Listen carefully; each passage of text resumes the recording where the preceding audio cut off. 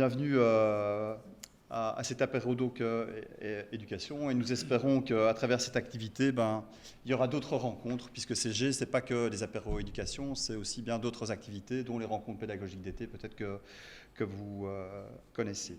Alors pour laisser un maximum de temps à nos intervenants et au débat, je me limiterai à quelques mots pour présenter le cadre de la soirée. CG, donc, c'est d'abord un mouvement socio-pédagogique qui lutte depuis plus de 50 ans pour dénoncer comment l'école reproduit les inégalités sociales en inégalités scolaires. Alors si vous voulez en savoir plus, il y a un très très beau stand que ma collègue a installé, donc n'hésitez pas à aller le voir. Donc comme je viens de le dire, les apéros sont un exemple d'activité, et les apéros se veulent un moment de réflexion et de mise en débat de questions à la fois politiques mais aussi pédagogiques. Alors ce soir, notre débat porte sur la taille des classes et tout ce que ça soulève comme question par rapport à la réduction des inégalités socio-scolaires, au bien-être des enseignants, mais aussi au niveau pédagogique et administratif. Alors, pour aborder toutes ces facettes, j'ai invité plusieurs intervenants. Alors, je vais les citer par ordre d'intervention. Tout d'abord, Maurice Lenert, qui est secrétaire général de CG, et qui nous fera ce soir la revue de la littérature sur la question qui nous occupe ce soir. Ensuite, Adrien Rossman, qui est permanent communautaire 7 Cassel et aussi coordinateur. Il nous partagera la perspective syndicale. Ensuite, Alice Romainville, qui est enseignante et militante à CG, nous parlera du vécu des enseignants sur le terrain. Et Laurent Diver, qui est un ancien directeur d'école secondaire et qui travaille actuellement à l'administration générale de l'enseignant, qui évoquera le point de vue de l'administration et des directions à travers ses multiples expériences professionnelles. Alors, une heure d'intervention pour surtout aussi nous laisser de la place au débat. Alors, bien sûr, voilà, c'est un format de 2 fois 1 heure. Et ne vous inquiétez pas, il y aura une possibilité, pour ceux qui le savent déjà, de continuer la soirée autour d'un verre. Voilà, sans plus attendre, je laisse la place à Moritz.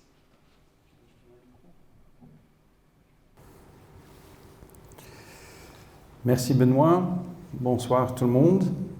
Donc, comme Benoît a dit, je vais commencer par un peu poser le contexte dans un débat qui semble assez un débat de sourds d'une certaine manière parfois, parce qu'on a d'un côté le monde de la recherche qui affirme, pas mal de membres du monde de la recherche qui affirment que la taille des classes ça ne change rien, et les praticiens du terrain qui disent c'est n'importe quoi, ça change beaucoup.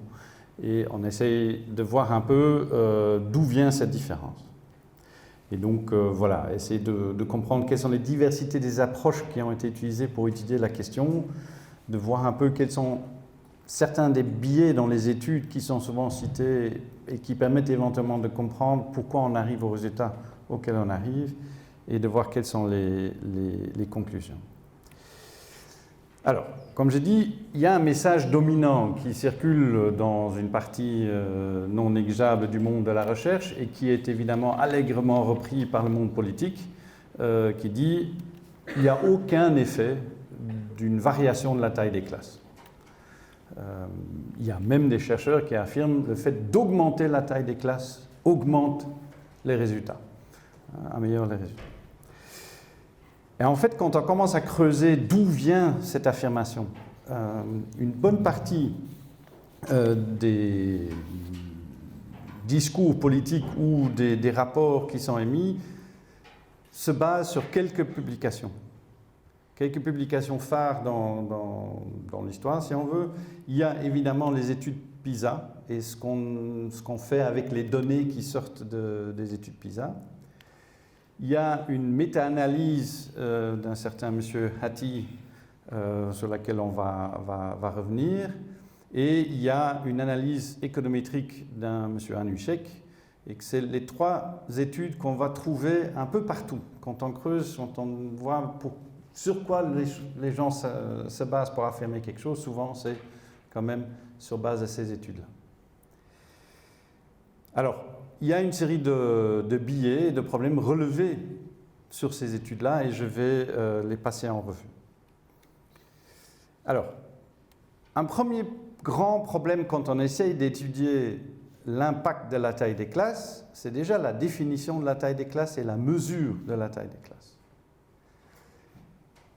Très souvent, dans les études, on ne dispose pas de l'information sur la taille réelle des classes devant lesquelles se trouvent les enseignants. On dispose, au pire, d'informations sur le ratio entre nombre d'élèves inscrits dans le système scolaire et nombre d'enseignants. Si on a un peu de chance, on va peut-être avoir ce genre de ratio à l'échelle de l'école. Ou alors on a peut-être même un nombre d'élèves et un nombre de classes et on va créer une moyenne comme ça en se disant s'il y a autant d'élèves, autant de classes, ça veut dire en moyenne autant d'élèves par classe. Mais on a très très très rarement l'information vraiment sur la taille des classes au quotidien devant les enseignants. Et alors quand on regarde toutes les études qui sont des études basées sur PISA, qui généralement comparent les pays, on a parfois même des études qui sont basées sur la comparaison entre moyennes par pays, par exemple. Ce qui est intéressant dans le tableau que vous voyez ici, c'est de voir, on a par exemple, si vous prenez les deux colonnes de gauche, la première colonne montre le ratio élèves sur enseignants et la deuxième colonne montre la taille des classes réelles. Et donc je sais que ce n'est pas facile à lire, mais je donne des exemples. Donc en Australie, on a un ratio élèves enseignants de 14, donc 14 élèves pour un enseignant, mais une taille des classes réelles de 23. En tout cas, taille des classes moyennes réelles telles que rapportées. Et voilà, on prend le Danemark, on passe de 12 à 20, etc. Donc ça montre déjà qu'on ne peut pas utiliser le ratio élèves-enseignants pour parler de la taille des classes. Mais en même temps, on ne peut pas non plus déduire la taille des classes à partir de ce ratio-là, parce que selon les pays, le rapport entre l'un et l'autre est différent. Petit point à noter, c'est que pour la Belgique, l'OCDE n'a pas l'information sur la taille des classes. Il n'y a pas de renseignements là-dessus. Alors, deuxième grand problème qu'on a quand on essaye d'étudier cette question, c'est ce qu'on appelle les variables cachées. C'est-à-dire que on mesure la taille des classes, d'une manière souvent biaisée, mais on le fait. On mesure les résultats des élèves et on essaye de voir est-ce qu'il y a des meilleurs résultats si les classes sont plus petites, plus grandes, etc. Et souvent, quand même, on essaye d'introduire quelques variables explicatives supplémentaires dans ces analyses. On regarde, par exemple, est-ce que l'origine sociale des élèves fait une différence, etc., etc. Mais jamais on peut construire un modèle d'analyse comme ça qui reprend l'ensemble de la réalité. Donc il va toujours y avoir des variables dont on ne peut pas tenir compte parce qu'on n'a pas les informations, parce qu'on n'a pas les données. Et ce sont ces variables-là qui sont des variables cachées. Un exemple, dans les études PISA, si on compare par exemple les tailles des classes entre pays, souvent on n'a pas d'informations sur les politiques d'attribution des classes et des élèves aux classes ou des enseignants aux classes, etc., selon les pays. Est-ce que dans ce pays-là, on a une politique de créer des classes plus petites avec des élèves plus faibles et des classes plus grandes avec des élèves plus forts? Ça, par exemple, est une des explications pourquoi, dans certaines études, on a le résultat qui disent que, en fait, les classes plus grandes sont meilleures. Mais si on ne tient pas compte du niveau des élèves au départ, ça ne veut rien dire. Un autre exemple, c'est une étude française qui a été publiée par Bressou et des collègues, où ils avaient juste pris dans les ZEP 100 classes de petite taille, qu'ils ont donc créées spécifiquement, et ils ont comparé à 100 classes normales. Voilà. Et au début, il n'y avait pas vraiment de résultats très parlants quand ils comparaient les deux. Mais après, ils se sont rendus compte que la distribution des enseignants entre ces deux groupes de classes n'était pas au hasard. Les classes normales existantes depuis longtemps, c'était des enseignants expérimentés. Les nouvelles classes plus petites expérimentales étaient souvent attribuées à des nouveaux enseignants sans expérience. Et si on tenait compte, par exemple, des années d'expérience des enseignants, tout d'un coup, on voyait un impact très clair de la taille des classes. Donc voilà le genre de variables cachées qui peut souvent poser un problème dans cette analyse, voire même inverser parfois la logique des résultats. Alors, il y a une étude qui est vraiment très très connue, qui est donc celle de Hattie, qui a écrit un livre en 2008-2009 qui s'appelle Visible Learning, qui a donc dit, voilà, on va rendre visible tout ce qui se passe dans le monde de l'enseignement avec des études chiffrées. Et en fait, il a rassemblé ce qu'on appelle des méta-études, donc des études qui rassemblent des études et qui, à partir de ces études-là, essayent d'extraire des conclusions. Et donc, il en a rassemblé 800, et ces 800 regroupent en fait 50 000 études différentes. Donc, on peut se dire, sur cette base-là, bon, ça, il n'y a plus à discuter, c'est solide. Et en fait, ce qu'il a fait, c'est qu'il a pris chacune des études, chacune des méta-études, et les a traduits vers des résultats chiffrés de quelle est la différence observée dans la méta-étude entre une classe de plus petite taille et une classe de plus grande taille. Et puis il a regardé, et sa conclusion, c'est en fait, quand on prend toutes ces études-là, on ne voit pas une différence significative des petites classes. Mais il y a énormément de problèmes avec cette approche-là. La première, c'est quand on fait des méta-études, presque par définition, souvent on compare un peu des pommes et des poires. Parce que si je regroupe 50 000 études, ces 50 000 études n'ont pas été conçues de la même façon, étudient pas nécessairement exactement la même chose, ont plein de différences qui font que les résultats vont être différents. Mais si on ne tient pas compte de ces différences-là, parce qu'on amalgame tout ensemble, on ne va pas comprendre d'où viennent les résultats. Le fait de traduire chaque méta-étude en un chiffre qu'il a alors moyenné à travers toutes ces méta-études est aussi extrêmement limitante, évidemment, et parfois même l'utilisation, on ne va pas rentrer dans le détail, mais la manière dont il traduit ces études en chiffres est même parfois erronée, c'est-à-dire il compare des types d'études différents. On a des études qui comparent deux groupes d'élèves entre eux, ou des études où il regarde les résultats en début d'année et les résultats en fin d'année du même groupe. Ça n'a pas la même signification, la valeur qui sort de ces deux choses-là, mais il les traite de la même façon, par exemple. Il n'y a aucune distinction qui est faite sur ni la taille de l'échantillon, donc il y a des études là-dedans parfois qui ont des échantillons extrêmement petits, mais qui ont le même poids que des études avec des très grands échantillons, etc. Alors, troisième, c'est souvent les études qui essayent de voir l'impact de la taille des classes, passent souvent par une forme de modélisation. On modélise le système d'enseignement et après on regarde dans ce modèle-là, mais qu'est-ce qui sort?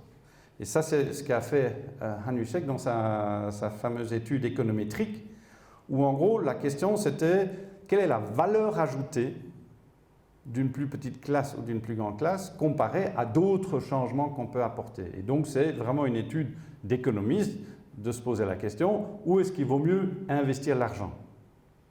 Et donc il est parti de deux modèles. Un modèle qui essaye d'estimer pour un élève le revenu qu'il gagnera sur toute sa vie, sur base de son niveau de diplôme, l'expérience sur le marché d'emploi et les capacités cognitives de l'élève.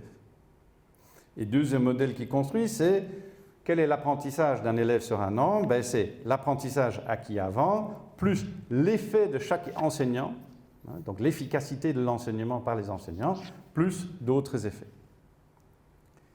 Et il sort avec un tableau comme ça, où vous avez en ligne, vous avez la taille des classes, donc vous avez 5, 10, 15, 20, 25, etc. Et en colonne, vous avez une efficacité d'enseignant. Alors, on va passer sur la question de comment il a mesuré cette efficacité d'enseignant. Voilà. Et quand on voit, et puis dans le tableau, en fait, les chiffres, c'est l'argent que l'élève gagnera tout au long de sa vie selon le modèle qui est sorti. Et quand on regarde ici, le fait de passer de, je dirais, une efficacité de 0,5 à une efficacité de 1, ça double ce qu'un élève va gagner, voire plus. Si on passe d'une taille de classe de 15 à une taille de classe de 20, etc., ça n'a pas le même effet. Et donc, sa conclusion, c'est investir dans l'efficacité des enseignants, donc dans la formation, est plus efficace que la taille des classes, donc ça ne sert à rien de diminuer la taille des classes. Voilà. Et ça, c'est une étude qui est extrêmement citée dans la littérature officielle, les rapports du gouvernement, etc. Alors, qu'est-ce qu'on a comme étude alternative? Alors, une qui est bien connue et que les collègues de la PED ont bien présenté déjà aussi, c'est l'étude STAR, qui est une des premières études expérimentales de grande échelle. Expérimentale comment? Ben là, on a vraiment décidé, on va attribuer au hasard des élèves à des plus petites, des plus grandes classes, et on va attribuer des enseignants au hasard à des plus petites, à des plus grandes classes, et on va voir les effets. Un autre exemple de ça, c'est l'étude dont j'ai déjà parlé de Bressot et collègues, où ils avaient les 100 petites classes et les 100 classes normales en ZEP, en France. Alors, les deux études montrent un résultat très très net et très clair. La réduction de la taille des classes a un effet positif et significatif sur les apprentissages. Ça, je veux dire, les résultats sont très nets, mais ces résultats ont été attaqués par toute une série de chercheurs depuis aussi, et comme toute étude, rien n'est parfait non plus dans ces études-là. Une des questions qui se pose et à laquelle on ne peut pas vraiment répondre, en tout cas pas pour l'étude STAR, c'est pas une étude en aveugle. Donc, effectivement, on a attribué au hasard les élèves et au hasard les enseignants, mais les enseignants savaient très bien s'ils étaient dans une grande classe ou une petite classe, et ils savaient aussi très bien, les élèves aussi savaient ça. Et on a quelque chose qui est assez connu en études sociologiques qu'on appelle l'effet Hawthorne, qui est quand le sujet d'une étude sait dans quelle situation il est et qu'est-ce qui est étudié, son comportement change. Et on a observé ça en partie aussi dans l'étude de Bressot. Mais par exemple, ce qu'ils ont quand même, Bressot, ils ont un peu testé en prenant leur classe normale qui avait déjà une variation très grande. Vous voyez, on passe de 15 à 27 élèves selon les classes normales. Et donc, ils ont quand même vu un effet, même parmi ces classes-là. Et ils sont partis de l'idée, là, les gens pensaient qu'ils étaient dans une grande classe. Donc, ils avaient l'impression que l'effet Hawthorne n'était pas très fort dans leur étude. Les affectations n'étaient pas vraiment au hasard dans l'étude STAR non plus. Déjà, c'est des écoles volontaires, donc il y a déjà un choix, il y a une sélection, un biais de sélection là-dedans. Il y a eu des élèves qui sont déplacés entre écoles, etc., ce qui a aussi perturbé un peu ce côté-là. Et alors aussi, une critique a été, c'est qu'on n'a pas très bien pris en compte le niveau à l'entrée des élèves. Et donc, on ne sait pas très bien si la répartition était vraiment tout à fait au hasard à ce niveau-là. Alors, un autre type d'étude qui est utilisé régulièrement, c'est on utilise l'effet seuil, c'est-à-dire dans des systèmes scolaires dans lesquels il y a des normes, où on dit si on dépasse telle taille, alors on dédouble la classe, on crée 2 classes.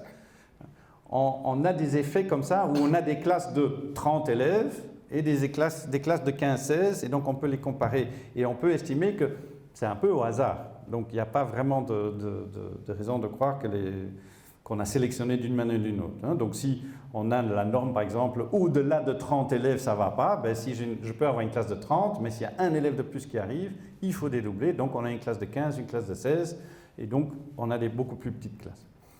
Et donc, quelqu'un qui a utilisé ça comme technique, parmi d'autres chercheurs aussi, c'est Piketty, qui en 2004 a fait une étude sur cette base-là, et qui, de nouveau, lui, il sort un résultat clair en disant il y a un effet positif et significatif d'une taille des classes réduite. Alors, il y a quand même de nouveau des biais aussi, parce que dans des systèmes comme en France, où il existe le redoublement, la taille des cohortes va avoir un effet sur la composition des classes. En gros, simplement dit, si j'ai un même nombre de doubleurs chaque année, en gros, mais si la cohorte suivante est plus petite, la part des doubleurs dans la classe va être plus grande que si j'ai une cohorte plus grande. Et en général, les doubleurs montrent quand même des résultats moins bons que les autres, même dans la deuxième année. Et donc, on va avoir des effets de composition comme ça. Alors, troisième type d'études un peu alternatives, donc on avait les études expérimentales, on avait ces études qui basées sur des effets de seuil, et puis il y a les études qui se basent essentiellement sur l'observation. Alors ici, Bressot, ils ont fait en partie ça dans leur étude aussi, mais il y a surtout 2 chercheurs anglais, Blatchford et Russell, qui ont fait beaucoup d'études de ce genre-là et qui ont passé des milliers d'heures, pas à eux deux, mais avec toute une équipe évidemment, des milliers d'heures d'observation en classe, avec en partie de l'observation qualitative, mais aussi des techniques quantitatives on suit un élève pendant toute la matinée et on regarde tous les 15 secondes qu'est-ce qu'il est en train de faire, etc. Et à la limite, on note toutes les 15 secondes aussi quelle est la taille des classes à ce moment-là. Donc on tient compte du fait que peut-être à un moment donné, 3 élèves sont sortis avec un logopède ou des choses comme ça. Et donc il y a des variations de la taille des classes même au cours de la journée. Alors ça dépend un peu des études. Ça n'était pas possible dans toutes les études, mais dans certaines qu'ils ont fait, ils l'ont fait. Et donc, ce qu'eux, ils disent surtout, c'est que, en fait, c'est intéressant de regarder quelque part, est-ce que la taille des classes fait une différence sur les résultats, mais ce qui nous intéresse surtout, c'est mais pourquoi? C'est quoi les mécanismes qui jouent en classe qui font qu'une plus petite taille des classes a un effet? Et donc, eux, ils ont en fait vu beaucoup d'effets observables sur les processus en classe et qui dépendent de la taille. Et donc, pour eux, ce qui est important, c'est qu'il faut comprendre cette taille des classes et cette question de la taille des classes dans une approche systémique. Et on va un peu regarder ça plus en détail. Donc, eux, ils ont déjà créé un schéma quelque part de ce qui se passe avec à la fois le contexte. La taille des classes va avoir un impact différent selon la composition de la classe, va avoir un impact différent selon le contexte matériel. Le niveau de bruit, la taille des salles de cours, etc. Et puis, il y a toute la partie centrale qui sont les processus. Donc, la taille des classes va influencer sur la manière dont l'enseignant peut interagir ou interagir avec les élèves, sur la manière dont les enfants peuvent travailler en groupe ou pas, sur la relation entre élèves dans une classe, etc. Et donc, il y a des effets sur les élèves, mais il y a aussi des effets sur les enseignants de cette taille des classes. On parle de stress, fatigue, etc. côté enseignant, aussi côté élève éventuellement, mais aussi justement la question de la participation active, oui ou non, des élèves à leurs apprentissages, etc. Et ici, c'est un exemple de ce genre d'interaction qu'ils ont. Ça sort de leurs observations en classe. Donc, en gros, ils ont regardé, donc les élèves, ils ont regardé tous les 15 ou 30 secondes, est-ce que l'élève est actif sur la tâche ou est-ce qu'il est distrait, de façon un peu simplifiée. Et quand vous regardez la courbe, donc ici, l'axe des X, vous avez la taille des classes, et l'axe des Y, vous avez la probabilité d'être distrait. Et donc, on voit bien que... Et alors, les 3 courbes, c'est les niveaux des élèves à l'entrée dans la classe. Donc, vous avez les bas niveaux, moyen niveau et haut niveau des élèves. Et vous voyez bien que, par exemple, en primaire, pour les bas niveaux et moyens niveaux, le taux, quelque part, la probabilité d'être distrait augmente clairement avec la taille des classes. La probabilité de ne pas être actif sur la tâche, mais d'être distrait par quelque chose. Et en secondaire, ça reste vrai, en tout cas pour les élèves considérés dans leur étude comme étant plutôt de bas niveau. Et il y a un autre chercheur, Finn, qui était un des chercheurs aussi actifs sur STAR, qui a aussi confirmé ça en faisant une étude, un peu de nouveau une revue de la littérature, avec donc toute une série d'impacts non cognitifs, donc pas vraiment sur l'apprentissage en tant que tel, mais non cognitifs sur les élèves de la taille des classes. Donc, moins de problèmes de discipline quand on a une classe plus petite. La question du sentiment d'appartenance. En général, une meilleure connaissance des élèves individuellement et donc une meilleure capacité de s'adapter, etc. Donc ça confirme toute cette approche un peu systémique. Et ici, juste pour petite illustration, on a fait une petite enquête. Bon, on n'a pas eu suffisamment de réponses pour vraiment tirer beaucoup de renseignements, mais je pense que cet indicateur-ci, ça suffit. Donc on a ici une bonne 300 et des réponses. Juste la question, je peux aisément circuler dans ma classe, oui ou non, ça c'est en haut, ou je peux organiser facilement ma classe en sous-groupe. Et là c'est non, oui mais difficilement, ou oui facilement. Et on voit bien que pour la moitié des enseignants qui ont répondu, ils ne peuvent pas aisément circuler dans leur classe et ils ne peuvent pas facilement organiser des sous-groupes dans leur classe. Donc ça c'est l'interaction entre la taille de la classe en mètres carrés et la taille de la classe en nombre d'élèves. Alors, une des questions qui se pose aussi, c'est que s'il y a un effet de la diminution de la taille des classes, est-ce que c'est un effet durable ou est-ce qu'en fait, on voit pendant 1 an ou 2 ans, ils sont en classe, plus petite classe et meilleurs résultats, mais une fois qu'ils retournent dans des classes plus normales, est-ce que ça a un impact? Et là, le jury n'a pas vraiment décidé. L'étude STAR affirme clairement que oui, avec un suivi assez longitudinal de certains des élèves qui ont participé à l'étude STAR. D'autres, comme Bressou, Blatchford et Russell, n'ont pas vraiment observé un effet là. Ils ont observé, par exemple, une perte totale de cet effet déjà 1 an après, si les élèves sont retournés dans une classe plus grande. Ça dépend en partie aussi de la durée que les élèves ont eue dans une petite classe. Dans l'étude STAR, certains des élèves étaient pendant 4 ans dans les plus petites classes, et pas juste pendant 1 an. Donc, tout ça peut jouer. Alors, il y a des chercheurs, moi je crois, qui ont regardé ça un peu de près et qui ont vu qu'il y a aussi une différence entre les études selon comment on mesure l'impact à long terme. Parce que quand on creuse de nouveau, beaucoup d'études qui disent on mesure l'impact à long terme, en fait, ils modélisent l'impact à long terme selon la probabilité avec un tel niveau cognitif atteint, qu'est-ce que je vais avoir comme vie après. Et il n'y a que peu d'études qui peuvent vraiment mesurer l'impact direct à long terme. Voilà, quelles sont les conclusions qu'on peut tirer de ça? Alors la première chose, c'est qu'il y a toute une série de choses qui sont très difficiles à mesurer. La taille des classes, l'évolution de la connaissance des élèves. En fait, l'impact cognitif des élèves d'une diminution de taille des classes, comment on le mesure? Ce n'est pas facile non plus. Les billets, etc.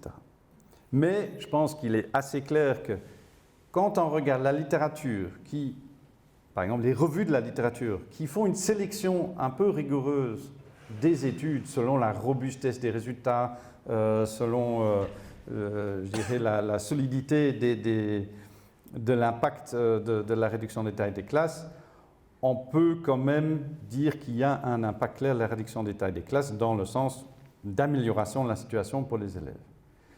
2 points à soulever et qui sortent de quasi toutes les études, c'est que, 1, ces effets sont surtout marqués en début de scolarité et pour les élèves en difficulté. Donc ça, c'est, je pense, très, très important à retenir. Et la deuxième chose, c'est que l'effet, parfois de façon globale d'augmentation ou pas des résultats, n'est peut-être pas si fort, mais ce qu'on observe alors souvent, c'est une réduction du différentiel entre élèves à l'intérieur de la classe. Et donc ça, c'est aussi important à réfléchir quand on discute « Ah non, ça ne sert à rien de diminuer la taille des classes ». Alors, ce qui est clair aussi, c'est que ça ne sert à rien de juste diminuer la taille des classes, mais de faire comme avant ensuite. Si on n'adapte pas les pratiques à la taille des classes différentes, en fait, effectivement, on ne va probablement pas avoir beaucoup d'effets d'une diminution de taille des classes. Et donc, ce qui semble important là aussi, c'est que donc c'est une approche systémique qu'il faut. On ne peut pas comprendre ça juste, on diminue et ça va résoudre les problèmes. Il faut comprendre tout le système et comprendre tous les axes là-dedans. Il y a aussi évidemment quelque chose que Adrien va reprendre aussi, les conditions de travail des enseignants qui sont aussi un effet, il n'y a pas que l'effet sur les élèves, mais donc aussi les conditions de travail. Alors ici, juste très rapidement, en fait, parfois on nous dit mais c'est pas possible, on peut pas, ou ça se fait pas, etc. Et en fait, il y a quand même des exemples. Par exemple, en France, il y a eu une politique de réduction de taille des classes dans les zones d'éducation prioritaire. Ouais, ça s'appelle plus comme ça, et donc là, il y a vraiment, on a vu, c'était possible, mais en partie, c'était au détriment d'autres années. Donc certaines années, on a diminué les classes, mais d'autres années, on a augmenté.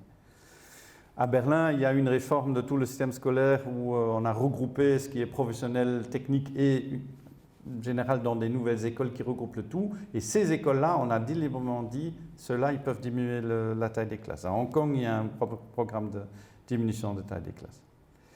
Alors, une des questions qui se pose, mais qu'est-ce qui est vraiment la situation en Belgique? Comme j'ai dit au départ, on ne sait pas quelle est la situation en Belgique.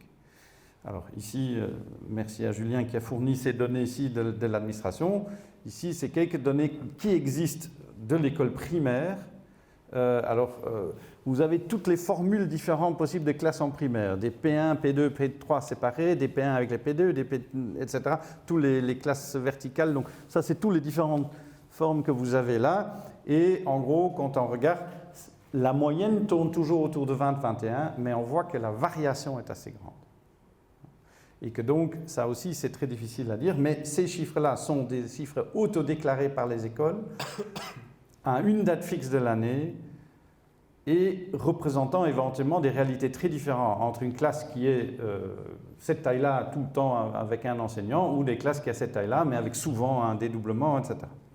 Et on ne tient pas compte des variations, par exemple en fonction des absences d'enseignants, etc., ni des dédoublements éventuels. Donc c'est difficile à dire en Belgique aujourd'hui quelle est la taille réelle des classes.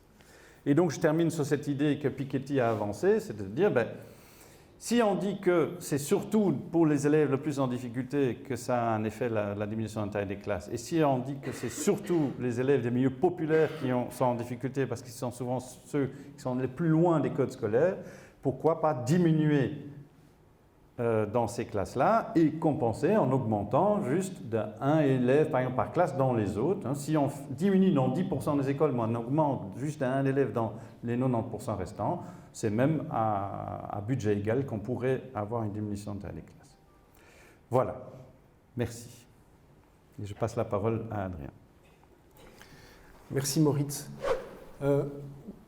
Donc tout d'abord, merci de l'invitation à venir débattre ce soir d'une thématique que nous portons depuis des années dans le cahier revendicatif.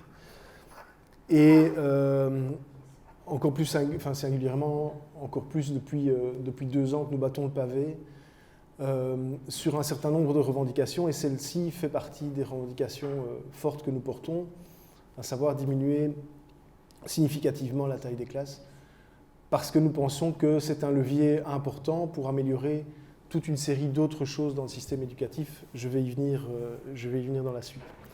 Alors, je vais pas reprendre tous les éléments assez riches et denses que Moritz vient d'évoquer, mais je vais en pointer quelques-uns du doigt. Alors, je le disais, nous avons porté cette revendication depuis de nombreuses années, mais singulièrement depuis 2 ans.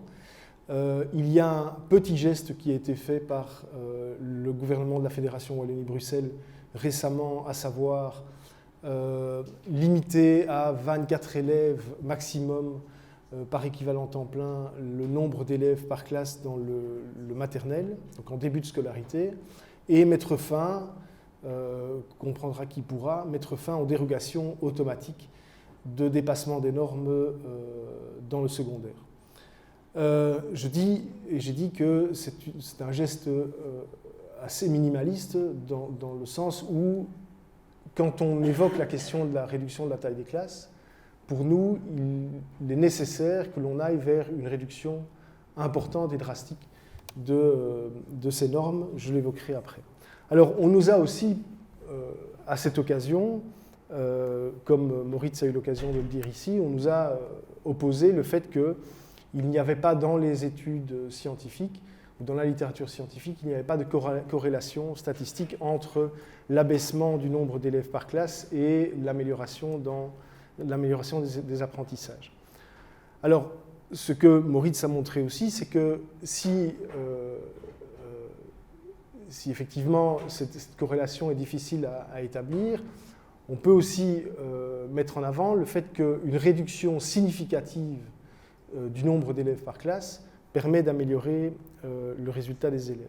Et donc, pour nous, la question se déplace et devient, est-ce que finalement, cette réduction significative du nombre d'élèves par classe, qui engendre un coût, certes, pour la fédération, ne vaut pas finalement le coût, dans la mesure où il y aurait la possibilité d'agir sur d'autres éléments du système éducatif. Alors c'est important, Moritz l'a dit, la diminution du nombre d'élèves par classe, ça a un effet d'abord pour les élèves qui ont les plus faibles résultats.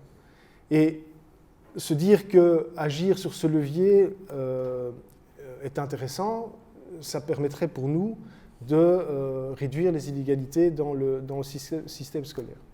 Alors, Maurice l'a évoqué également, la réduction du nombre d'élèves par classe peut avoir un effet intéressant s'il y a lieu en début de scolarité, ce qui pourrait, puisque si on le fait assez tôt, ce qui pourrait avoir un avantage en termes de coût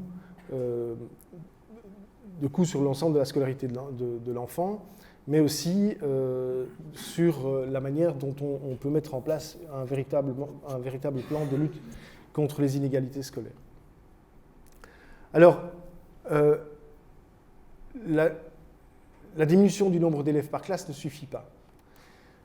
Ce n'est pas le seul facteur sur lequel il faut agir. On l'a dit, on peut agir sur la formation des enseignants, la formation initiale des enseignants, mais on peut aussi agir sur le changement des pratiques. Et diminuer le nombre d'élèves par classe permet de faire en sorte que les enseignants dégagent du temps et de la charge mentale pour pouvoir adapter leurs pratiques et modifier leur stratégie pédagogique.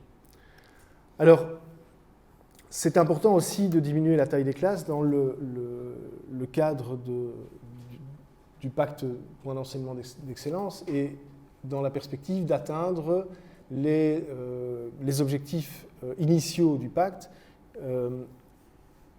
surtout si l'on tient compte du fait que le pacte cherche à produire des changements dans les pratiques, et particulièrement en début de scolarité, en mettant en place de nouveaux référentiels d'apprentissage, en mettant en place le travail collaboratif, en mettant en place l'accompagnement personnalisé pour tous les élèves, en faisant en sorte qu'on puisse avoir une attention particulière pour les élèves dont la langue de scolarité n'est pas le français, ou pour lesquels la maîtrise du français est difficile, en faisant en sorte de promouvoir l'évaluation formative dans les classes et en faisant en sorte de promouvoir l'approche évolutive des apprentissages. Et donc, si l'on prend en compte tous ces éléments, nous estimons, nous, d'un point de vue syndical, que ça vaudrait le coup de se donner les moyens pour permettre aux enseignants d'atteindre ces objectifs. Alors, c'est important de diminuer la taille des classes pour les enseignants également. La taille des classes, on nous a dit à l'occasion des discussions autour de cette question de diminution de la taille des classes que finalement, les chiffres en Fédération Wallonie-Bruxelles n'étaient pas si mauvais que ça et que nous n'avions pas autant de raisons de nous plaindre que ce que nous mettions en avant. Et pourtant, il faut bien se rendre compte que la question de la taille des classes, ce n'est pas simplement une question de perception, c'est aussi lié à la réalité de terrain des enseignants, à savoir la charge de travail. Un nombre important d'élèves par classe, ça peut représenter une surcharge de travail importante pour des enseignants qui ont à faire écrire les élèves, par exemple. Donc ça nécessite davantage de temps de correction, ça nécessite davantage d'attention aux élèves et c'est aussi cette question de la perception de la taille des classes et de la surcharge que cela représente, liée au fait que les locaux ne sont pas toujours adaptés, parfois ils sont saturés, mal agencés ou mal équipés. Or, dans le même temps, avec les réformes mises en place par le Pacte pour un enseignement d'excellence, la charge de travail n'a cessé d'augmenter pour les enseignants. On a eu les plans de pilotage et les projets liés au contrat d'objectifs. On a eu les missions collectives de service à l'école et aux élèves. On a eu le dossier d'accompagnement de l'élève, le DAC.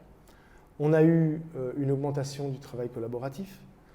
On a eu, on doit faire face à une pénurie structurelle et à une difficulté de trouver des remplaçants. Et donc, bien souvent, les membres du personnel ont à boucher les trous ou faire en sorte que les élèves puissent avoir un prof devant eux.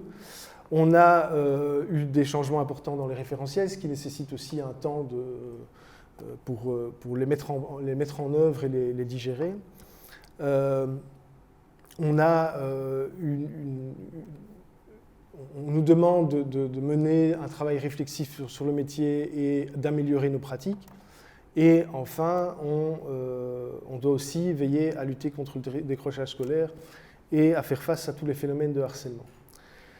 Donc, la charge de travail a augmenté et la charge de travail s'est intensifiée. Elle s'est intensifiée parce qu'on nous demande d'avoir une plus grande attention au profil langagier des élèves. On nous demande de mettre en place l'évaluation formative. On nous demande de mettre en place l'école inclusive.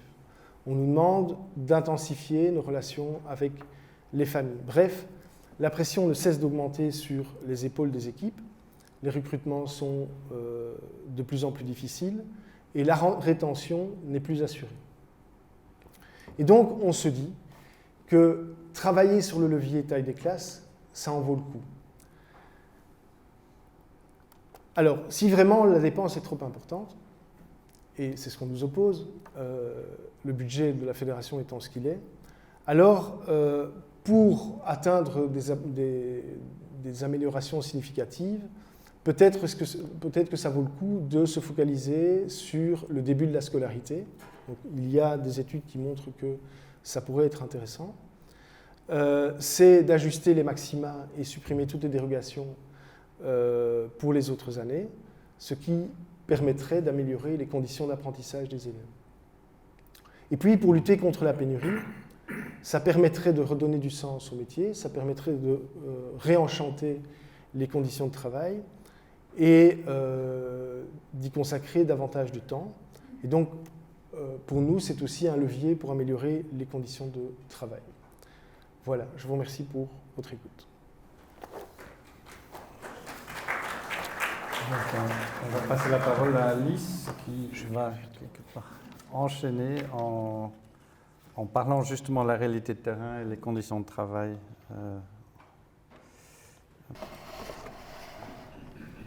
Bonsoir. Moi, j'ai simplement voulu...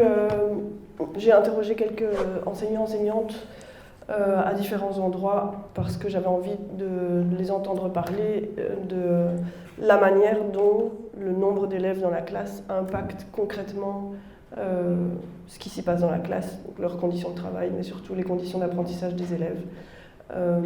J'ai interrogé une petite trentaine de personnes sans prétention à une représentativité, enfin voilà, c'était vraiment une petite collecte de témoignages. Et j'ai sélectionné dans ce qu'ils avaient dit certains passages de manière assez subjective là aussi, mais vous verrez que ça fait écho à pas mal de choses qui ont été dites dans la revue de la littérature de Moritz. Donc j'ai posé 3 questions aux enseignants, enseignantes. Combien d'élèves la personne a cette année ou l'année passée? Est-ce que oui ou non le nombre d'élèves dans la classe est important et pourquoi? Et quel est le nombre idéal d'élèves d'après eux? Vous verrez qu'en général il est assez bas par rapport à la réalité. Et puis j'ai demandé de citer une activité pédagogique qui semble possible ou impossible de faire en fonction du nombre d'élèves. Donc souvent les profs me disaient bah voilà, au-delà de 20 élèves, je ne peux plus faire telle activité pédagogique, je dois y renoncer.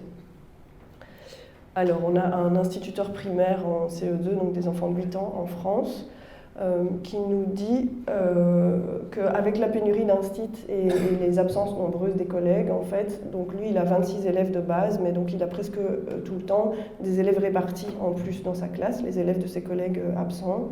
À 26, c'est déjà compliqué de se déplacer, l'organisation de la classe est complexe aussi. Avec les élèves répartis, c'est vraiment trop. Un grand nombre d'élèves, ça contraint à une pédagogie classique. Il n'y a pas de possibilité de coin, par exemple de coin bibliothèque.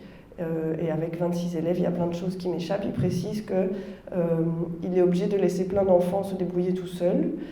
Il doit compter sur le tutorat, l'entraide entre élèves, que ça crée des espaces de liberté. Donc il y a un effet ambivalent, donc ça n'est pas forcément négatif dans tous les cas.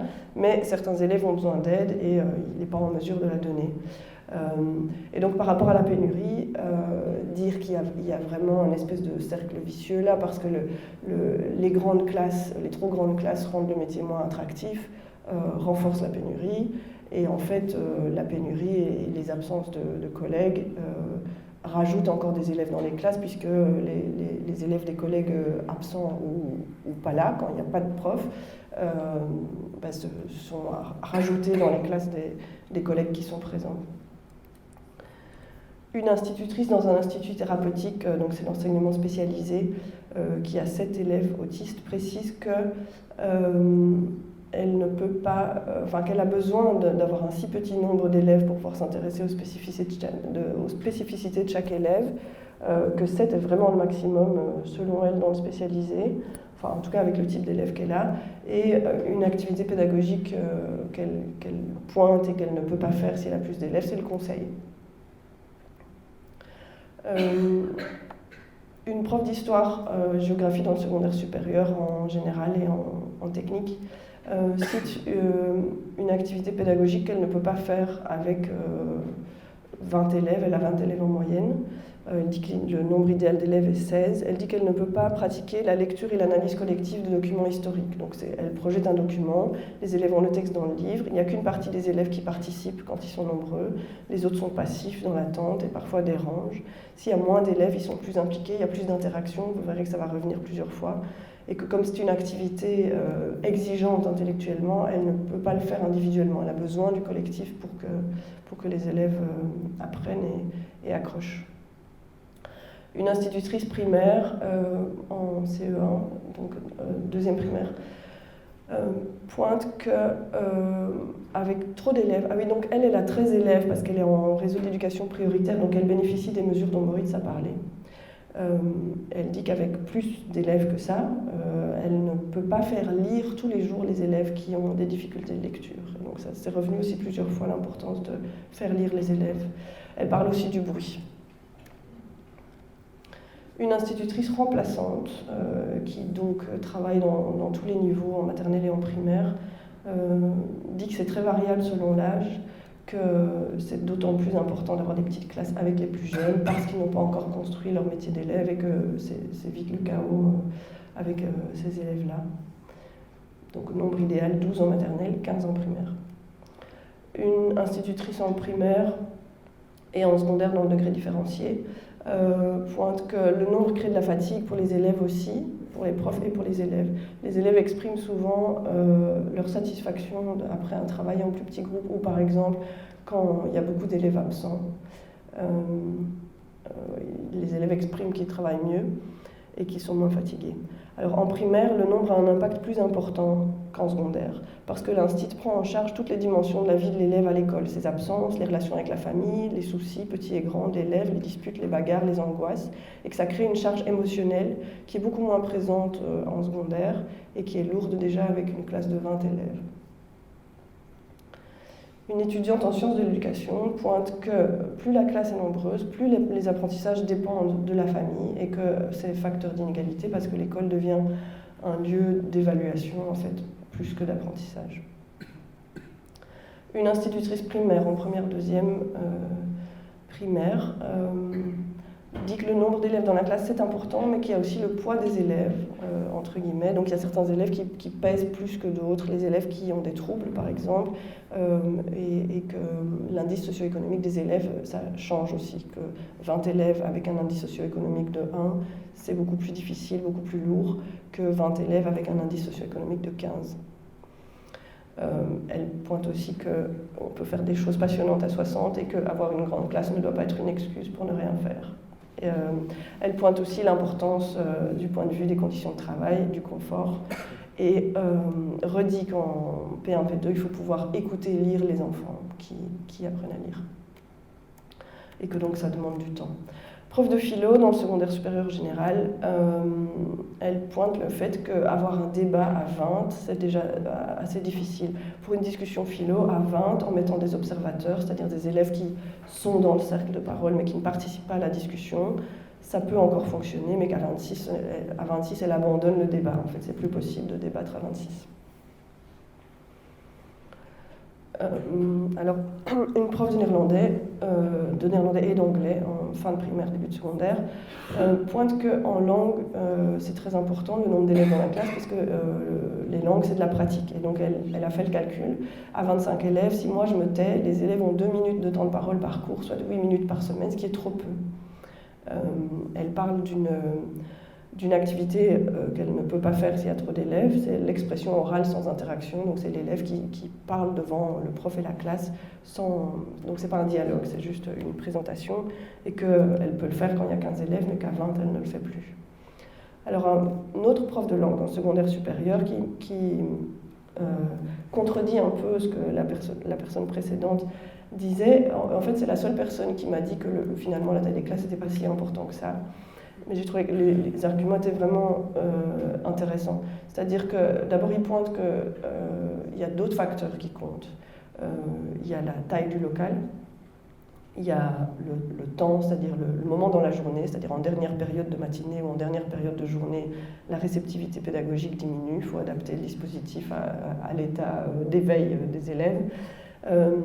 Et puis il y a le lien avec la façon de travailler, donc il donne des détails là-dessus. Il dit qu'en fait, il ne modifie pas les dispositifs en fonction de la taille du groupe. Il travaille beaucoup avec le travail coopératif et avec des objectifs de production par petits groupes, et l'objectif de production est le moteur du groupe. Et donc il dit qu'en fait, faire 5 groupes de 3 ou 9 groupes de 3, pour lui, ça n'a pas vraiment d'impact, sauf du point de vue du bruit, d'où l'importance de la taille du local. Et alors, plusieurs profs ont pointé le fait que quand on fait des travaux de groupe, s'il y a beaucoup de groupes, le temps de restitution, si on veut faire un temps de restitution où chaque groupe présente ce qu'il a fait, où il en est arrivé, c'est très long quand il y a beaucoup de groupes. Et donc lui dit, la longueur des mises en commun, ça crée de la lassitude, mais on peut varier le mode de restitution. La restitution de chacun des groupes peut se faire autrement, par écrit par exemple. C'est pas non plus nécessaire de toujours parler et d'être écouté par le prof, donc même en langue, cette écoute peut être déléguée au groupe. Il dit, par exemple, la consigne, c'est de parler en groupe pendant 5 minutes exclusivement dans la langue cible, en néerlandais ou en anglais, et lui passe parmi les groupes et il écoute. Autre exemple de consigne, produire un dialogue en groupe et puis le montrer au prof. Le reste de la classe ne doit pas forcément assister à la restitution. Les autres peuvent être en train de faire des exercices en autonomie. Alors, une prof d'histoire dans le secondaire inférieur repointe le lien avec la taille des locaux. Elle dit que d'après elle, les locaux sont très petits parce qu'à l'époque, en tout cas dans l'école où elle travaille, on a créé des classes avec une taille de 15 élèves en tête. Et que donc, avec ces 25 élèves, elle ne peut pas changer la disposition spatiale en fonction du dispositif pédagogique, donc faire des petits groupes, les mettre en U, en îlot, etc. Donc, elle les met toujours dans la même disposition. Elle dit aussi que quand il y a 15-16 élèves en classe, elle connaît tous les élèves, mais que là, elle a 25 élèves par classe, et donc elle a au total 250 élèves. Donc ça, c'est la problématique des petits cours d'1 ou 2 heures par semaine. Et qu'elle essaye même plus de connaître leur prénom avec ce nombre d'élèves-là. Prof de français dans le secondaire supérieur pointe la question des interactions dont on a déjà parlé. Donc à 30, il y a peu d'interactions dans la classe, c'est souvent les mêmes qui prennent la parole, tandis qu'avec 19 élèves, je peux plus aller les chercher, je dois moins m'occuper de la discipline aussi. Et alors elle parle de la façon dont elle peut individualiser les élèves. À 19, après 3 semaines, elle dit ce sont 19 individus, alors qu'à 30, je n'arrive pas à voir vraiment qui ils sont. Et donc ça joue d'un point de vue relationnel. Elle dit aussi que les ateliers philo, la pratique du débat, à 30, elle ne le fait plus, c'est pas possible. De nouveau, la taille du local qui n'est pas adaptée. À 30, la seule chose qui fonctionne, c'est l'ex-cathédra, point de vue nombre, point de vue local. Elle dit aussi qu'à 30, quand elle fait des travaux de groupe, en fait, c'est toujours les mêmes groupes, parce que elle n'a pas l'espace nécessaire pour faire travailler les élèves avec d'autres personnes que la personne qui est assise à côté d'eux. Prof de français dans une technique de qualification secondaire supérieure, important le nombre d'élèves par classe parce que ça permet un autre niveau d'échange. Aussi, de nouveau la question des groupes. Donc l'idéal est de pouvoir faire des groupes de 3-4 élèves. Et si tu veux faire un moment de restitution par groupe, 4-5 groupes c'est le maximum, sinon ça prend plusieurs heures de cours. Alors, une institutrice en classe d'accueil, j'ai mis in extenso ce qu'elle m'avait raconté parce que je trouve que c'est une réalité qu'on connaît vraiment peu. J'arrive pas à lire en fait.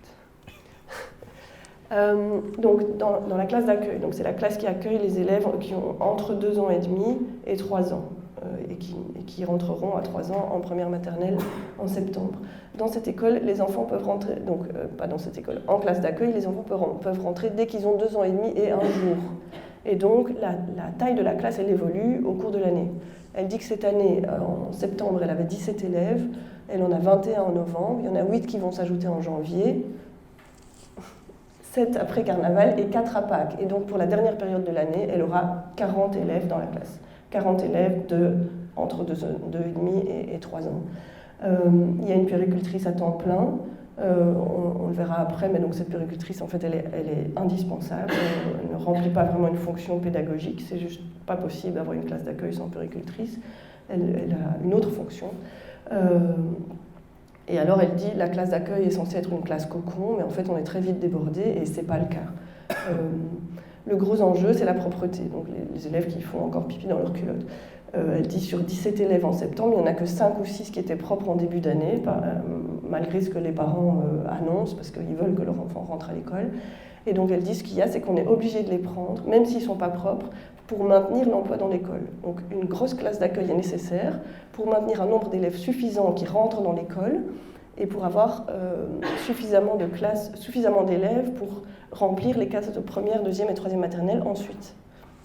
Et donc, il n'y a pas moyen de faire autrement que d'avoir une grosse classe d'accueil en fin d'année. Alors, je lui demande quelles sont les activités pédagogiques qu'elle ne peut pas faire avec 40 élèves, et elle me dit pratiquement toutes. En fait, j'aime bien, par exemple, travailler les sensations. En marchant, les enfants marchent à pieds nus dans des bacs avec différentes choses dans les bacs. Il faut enlever les chaussures, il faut sécher les pieds, etc. Si j'ai plus de 15 élèves, je ne le fais tout simplement pas. Idem pour une recette de cuisine, idem pour la peinture.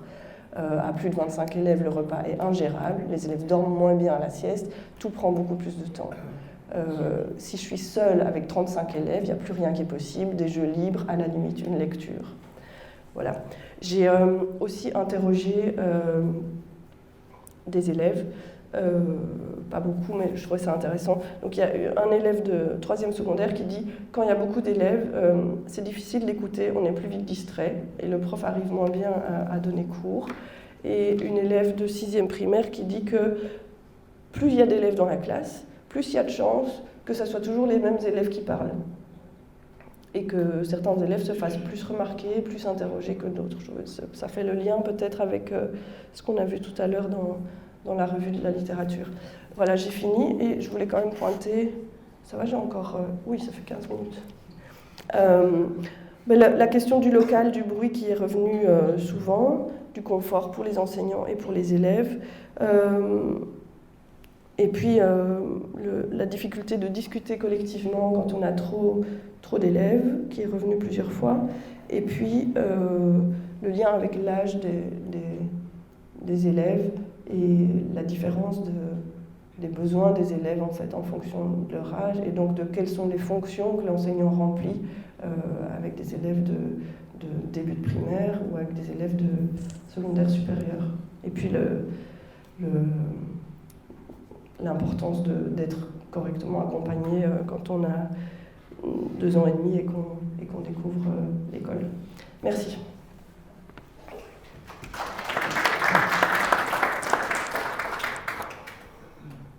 Merci. Voilà, imaginons maintenant que grâce à l'ACG et au syndicat, la taille des classes devient une priorité nationale. Alors comment être sûr qu'il faut donner des moyens aux écoles ? Alors l'idée de ce que je vais faire ici, c'est comment être sûr que les moyens qu'on donne aux écoles se transformeraient en petites classes. Alors pour arriver à ça, je mets une première casquette d'admin et je vais vous montrer comment on distribue des moyens pour que les écoles gèrent la taille des classes. Et j'ai vu des directeurs ou ex-directeurs dans la salle, donc je parle sous leur contrôle, mais j'ai décidé de ne pas rentrer dans les détails. Et puis je mettrai ma casquette de directeur d'école secondaire que j'ai été pendant 10 ans et je vous expliquerai pourquoi en fonction de quels critères je ne parviens pas toujours à faire la taille des classes que je souhaite. Voilà, donc ça c'est un peu le projet de l'exposé. Donc première casquette, alors je reviens rapidement sur ce fameux ratio élèves par ETP. Et donc vous voyez que généralement, le nombre d'élèves par ETP est en train de diminuer. Alors ceci, comme on l'a dit tantôt, ne mesure absolument pas la taille des classes, mais c'est quand même une façon de modéliser le nombre d'enseignants, enfin le nombre de moyens d'encadrement supplémentaires qu'on donne. Et vous voyez que ça diminue en maternelle. Ça, c'est les 50 millions du pacte sur l'enseignement maternel, donc qui ont produit un encadrement supplémentaire. Vous voyez que ça augmente aussi en primaire. Alors là, je vais déjà en énerver certains, mais ça, c'est à cause du FLA. Alors, les chiffres sont de 2002 et 2001. Donc, le FLA, à ce moment-là, il est quand même très généreux. Maintenant, il est réduit à peau de chagrin. Et donc, voilà, entre autres, ainsi que les moyens Covid. À ce moment-là, on a donné assez massivement des moyens pour soutenir les élèves pendant le Covid. Et vous voyez qu'en secondaire, ça reste très stable. Il y a juste eu quelques moyens Covid. Mais le pacte n'est pas encore arrivé, il n'y a pas encore de moyens supplémentaires, et donc vous voyez que ça reste vraiment beaucoup plus stable. Alors, voilà, donc si vous lisez les indicateurs de l'enseignement, vous trouverez, donc c'est pris dans celui de 2022, donc les profs en plus qu'on a mis dans les classes, et l'évolution du ratio, mais le graphique était suffisamment parlant. Alors, donc, qu'est-ce qu'on entend, qui est concerné par ce ratio élève-ETP? Ce sont tous les enseignants qui sont dans la paye de l'enseignement, moins ceux qui sont en DPPR. Ça veut dire que les chargés de mission ou les conseillers pédagogiques, enfin les CSA on dit maintenant, donc tous ces gens qui ne sont pas devant des élèves sont quand même pris en compte dans ce ratio. Donc ce ratio, il est très approximatif pour évaluer l'encadrement. Par contre, il existe souvent dans les comparaisons internationales. Voilà. Et alors, ça ne mesure pas la taille des classes simplement parce que les classes, un horaire classe, toutes sections confondues, c'est de 28 à 36 périodes. Or, les enseignants, par contre, par exemple, un master, ils ne travaillent que 20 heures par semaine, donc il faut presque deux profs pour animer une classe complète de professionnels à 36 périodes pendant une semaine. Donc voilà. Donc ce ratio, il faut vraiment pas en tenir compte dans la réflexion. Enfin, à mon avis, il faut en tenir compte éventuellement dans des comparaisons, voir aussi si on injecte suffisamment de moyens au fil des années, mais en tout cas, ce n'est pas le truc le plus intéressant. Alors maintenant, je vais vous montrer comment on calcule l'encadrement du point de vue de l'administration. Alors une première chose, il y a deux choses importantes dans cette dia. La première chose importante, c'est que c'est toujours les moyens de l'année précédente qui déterminent l'encadrement de l'année en cours. Donc on calcule la population au 15 janvier 2023, et ici, au 1er septembre, on a donné les moyens de l'école sur base d'une population qui a peut-être changé. Donc, ce qu'il faut retenir, premier point, c'est que les moyens qu'on donne ne correspondent jamais aux enfants qui sont devant vous en classe. Donc c'est les enfants de l'an dernier qui sont là. Alors si l'école, enfin j'y reviendrai plus tard, parce que ici donc, je donne des grands principes, j'y reviendrai plus tard. Et alors la deuxième idée qu'il faut retenir, c'est que ces moyens sont donnés en enveloppe fermée. Ça veut dire que chaque enfant génère un petit peu de période. Donc, par exemple, un élève de première commune, quand il y a peu d'élèves, génère 2 périodes. Et avec ça, le directeur globalise toutes ces périodes et peut engager les enseignants au prorata de leur charge complète. Donc, un prof au degré inférieur du secondaire, c'est 22 périodes.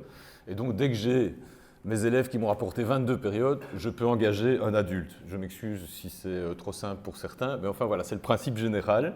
Et donc, le directeur ou le PO, à partir de là, globalise toutes ces périodes, et alors, avec ça, il met des profs devant les élèves pour donner cours, mais il peut aussi faire plein de choses avec.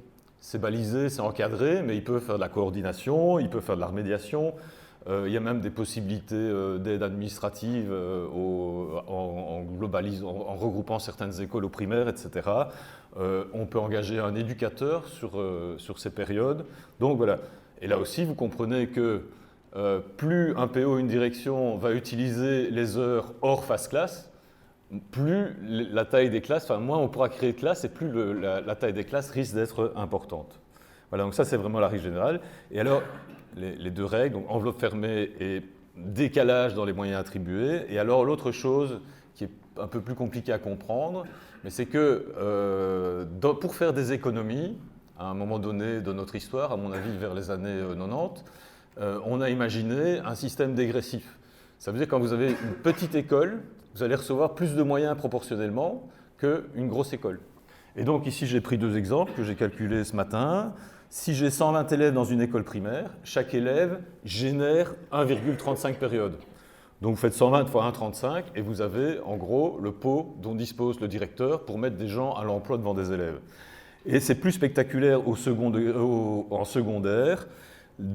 Si par exemple j'ai une première, deuxième commune de 50 élèves, eh bien, chaque élève génère 2 périodes. Donc mes 50 élèves, c'est 100 périodes de cours. J'engage des profs à 22 périodes, donc j'ai 4 temps pleins, etc. pour gérer voilà.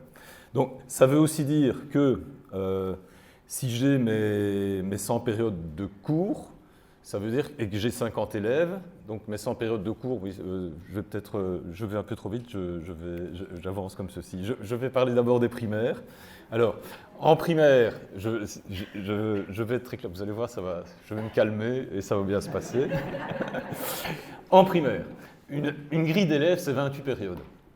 Alors, l'administration, en tant que telle, finance 26 de ces 28 périodes. Elle donne des moyens pour organiser 26 périodes de ces 28. Les 2 périodes qui restent, c'est les cours philosophiques. Et donc, ça vient d'une autre enveloppe. Donc, j'ai mes 26 périodes organisées et je reçois un chiffre. Donc, chaque élève va me donner un nombre de périodes globales. Je fais un agrandissement du machin pour que vous voyez. Voilà, donc par exemple, je prends... c'est plus visible ? Ça reste un peu technique. Je prends par exemple le premier chiffre élève à la 4e colonne, donc 215 élèves. Vous le voyez ? Vous l'avez ? 215 élèves génèrent 276 périodes. Donc le directeur ou le PO a 276 périodes pour organiser ses classes. Alors, donc, pour avoir une classe, il me faut 26 périodes. Donc, je divise mes périodes par 26 et j'ai le nombre de classes que je peux organiser. Je vous montre avec des chiffres simples, parce que la table de 26 n'est pas la table la plus sympa. Donc, j'ai pris ici 520, j'ai pris combien oui, j'ai pris 520 périodes qui sont générées par 418 élèves. Donc 520 périodes, combien de classes est-ce que je peux faire si vous avez suivi ? 20, bravo. Alors, donc j'ai 20 classes et 418 élèves. Donc, ça fait combien d'élèves par classe ? Ça fait 20, 21. Donc il y aura 2 classes de 20 et 18 classes de 21. Voilà, ça c'est le principe. Donc vous voyez, grosso modo, comment ça fonctionne. À certains endroits de cette grille, c'est super généreux. Je vous montre ici. Voilà. 78, c'est combien de classes ? C'est 3 classes à 26 périodes. Et donc, dès que j'ai 45 élèves, je peux organiser 3 classes. Ça veut dire que là, j'ai 15 élèves par classe. Donc ça, c'est très généreux. Il n'y a pas énormément de modèles, il n'y a pas énormément d'exemples dans la grille d'une telle générosité. Je vous en montre encore une pour vraiment ancrer le modèle. 130 périodes, c'est 5 classes. Donc 5 fois 26 égale 130. Et donc, vous voyez, là, j'ai une petite centaine d'élèves en 5 classes. Et mes 5 classes, elles feront moins de 20 élèves par classe. Jusque-là, c'est compris ?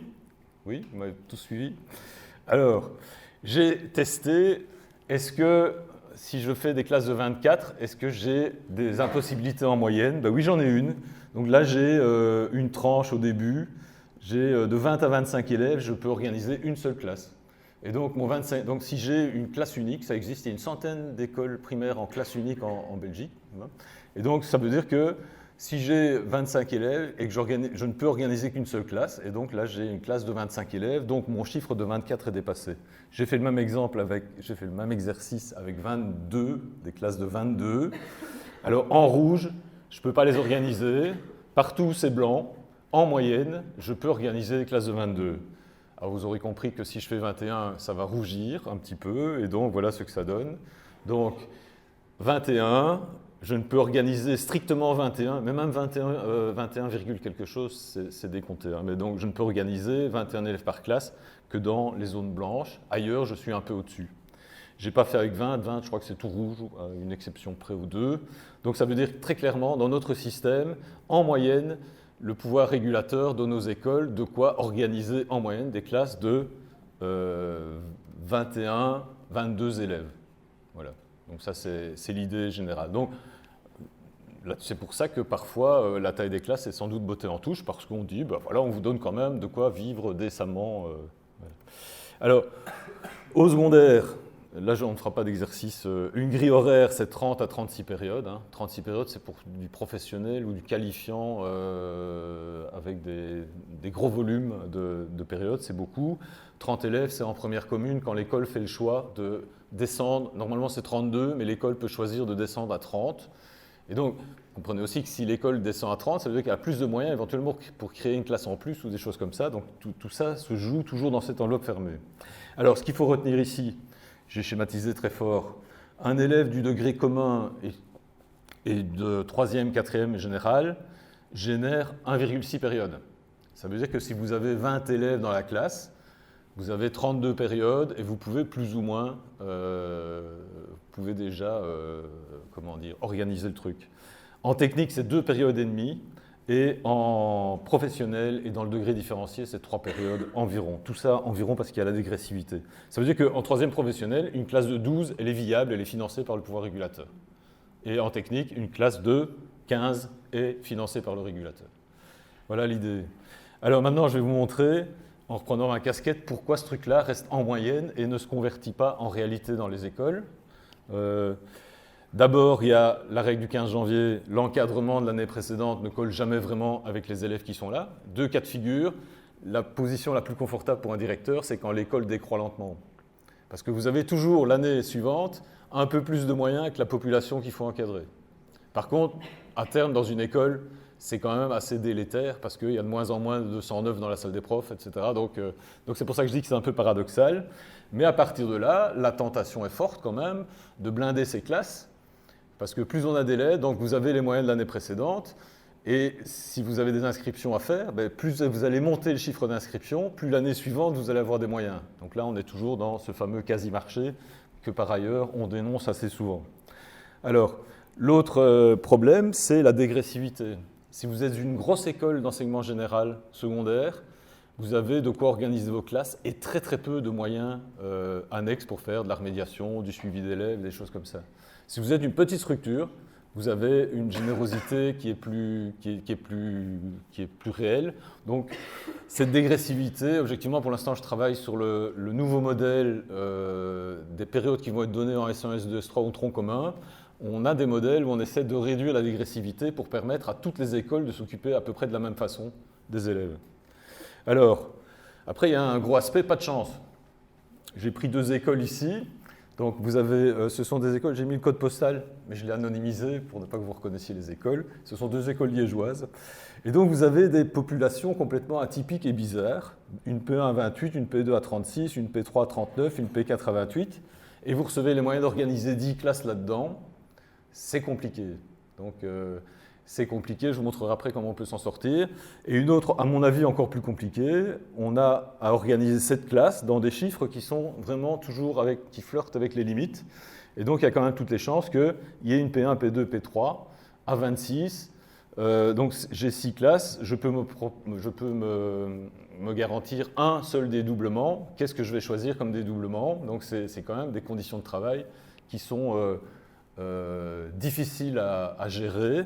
Et je vous montre la solution que j'ai imaginée. Je ne suis pas directeur d'école primaire, mais la solution sur le premier cas, c'est regrouper les P1 et les P2 et créer des classes verticales, chaque fois avec les 2 années, ou alors éventuellement avec une année pure P1, une année pure P2 et une seule classe verticale. Et là, on arrive à des montants qui sont tout à fait corrects, qui restent jouables à mon avis. Donc on a des classes de 21, de 19 et de 24. Et donc c'est une vraie école réelle, donc vous voyez que ça fonctionne. Mais il faut savoir que tous les enseignants n'aiment pas travailler en classe verticale et tous les parents n'aiment pas que leur enfant soit dans des classes verticales. Donc tout ça fait à nouveau l'objet de négociations. Pour l'eau, je n'ai pas de solution. Je laisse ça au directeur. Il n'a qu'à se débrouiller. Alors, non, peut-être qu'il a rempli son école en fonction d'un projet d'augmenter ses moyens. Il y a peut-être une politique d'école là qui n'est pas très saine. Enfin, voilà. Alors, l'enveloppe fermée, elle a deux conséquences. La première conséquence, c'est que s'il y a quelqu'un qui a un petit truc cool à 10 élèves, ça veut dire que d'office, il y en a un collègue qui a un truc hard à 30 élèves. C'est mécanique, c'est mathématique. Hein. Et alors, l'autre idée, c'est que moins le PO, la direction organise du fast class, plus il met de la coordination ou des trucs annexes, plus évidemment la taille des classes va augmenter puisqu'il aura moins de moyens pour la créer. Et donc j'ai pris deux exemples. Il y a des écoles qui maintiennent artificiellement en vie certaines options faiblement peuplées. Je prends par exemple couvreur dans une école technique, c'est un métier qui est déserté par les jeunes, mais c'est dans la vitrine de l'école et donc on va le laisser. Ou alors le grec ancien, ça c'est très caricatural, mais ça existe aussi. Si on préserve deux options faiblement peuplées, ça veut dire que quelqu'un va se taper une énorme classe, quelque part. Et l'autre chose, ici je suis un peu caricatural, n'y voyez pas de jugement, mais comme directeur, j'ai dû pratiquer ça très souvent. Le facteur humain est à prendre en compte.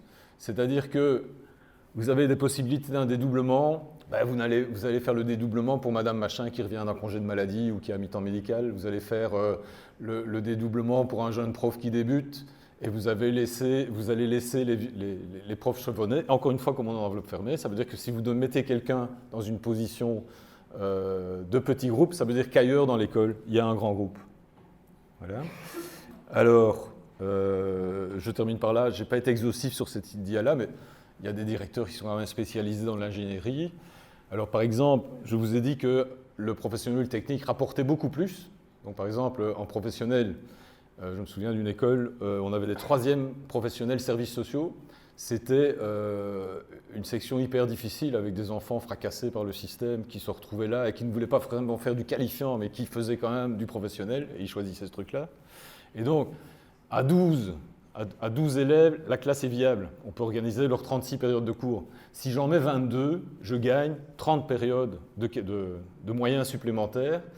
Et il y a des normes de transfert, mais en l'occurrence, ces 30 périodes peuvent financer autre chose dans l'école. Donc il y a vraiment moyen de jouer sur des trucs comme ça. Le transfert est interdit entre le premier degré et le reste de l'école, ou à peu de choses près. Par contre, dans l'autre sens, c'est de l'ingénierie, c'est une gestion d'école en bon père de famille. Donc je pourris les conditions de travail des enseignantes professionnelles pour me faire une autre section qui est plus cool à gérer. Et alors, par exemple, dans une autre école, aujourd'hui, la direction ne se conçoit pas en autocrate solitaire, elle ne se conçoit que dans un leadership partagé. Ça veut dire que la tentation est quand même de rémunérer un certain nombre d'enseignants avec du capital période pour faire de la coordination et pour aider la direction dans le cadre d'un leadership partagé. Alors, est-ce un bien, est-ce un mal? En tout cas, c'est à nouveau au détriment d'une taille des classes réduite. Et des exemples d'ingénierie, il y en a, et il y en a qui sont vraiment beaucoup plus créatifs que moi là-dessus. Voilà. Merci. Donc,